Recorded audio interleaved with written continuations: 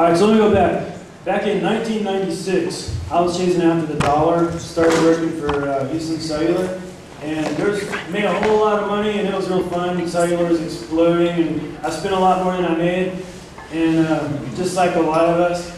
In the year 2000, I didn't even want to work anymore until I didn't. I just took the whole year off, and it's a shame that I didn't go missions.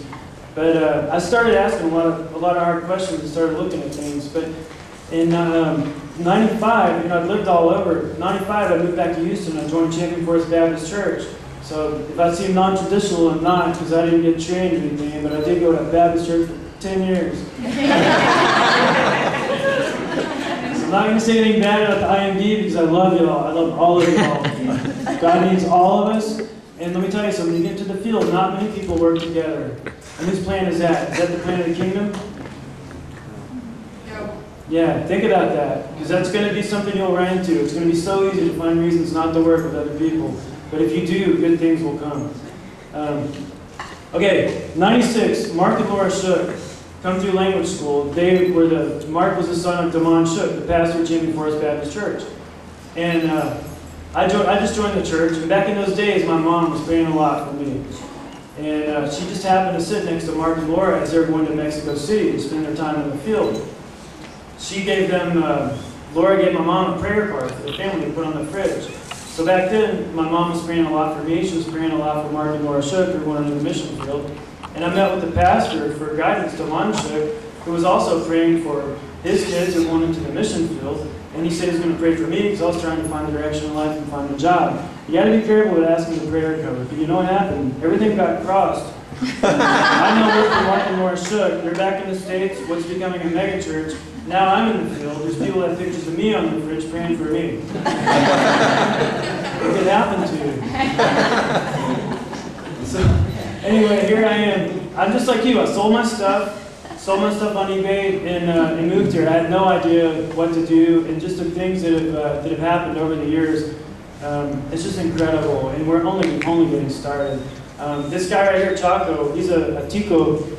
We started working with his family when we started here, and I was on a trip, one of those first mission trips, talking to him, and he was like, "Why don't you come here and be a missionary?" And I was like, "What? Are you crazy?" Because that was something other people did. I never could comprehend it. But he's a natural-born instigator, and I feel like for the first time in my life, I'm doing what I was made to do, and I'm not even that good at it, but I'm doing what I was made to do, you know?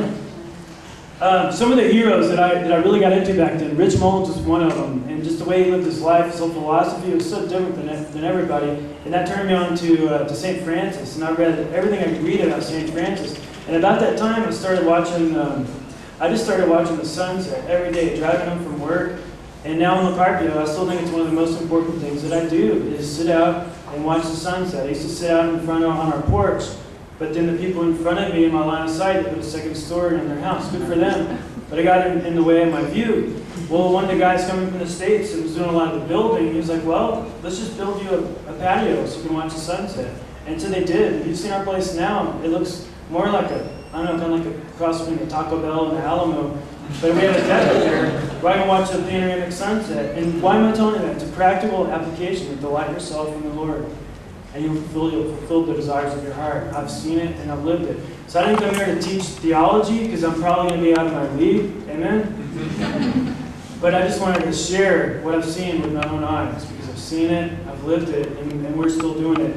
It's not always pretty. We've seen a lot of progress with these kids, but in that video, when the kid you saw with the older guy at the computer lab with the big smile, he was killed. He was shot 3 times last Christmas, December the 20th. And that was a big tragedy. He was only 17 years old. He made more contacts than just about anybody in the United States. So in a place like that, there's a lot of heartache. But in a place like Carpio, there's so many good people, and there's been so much progress.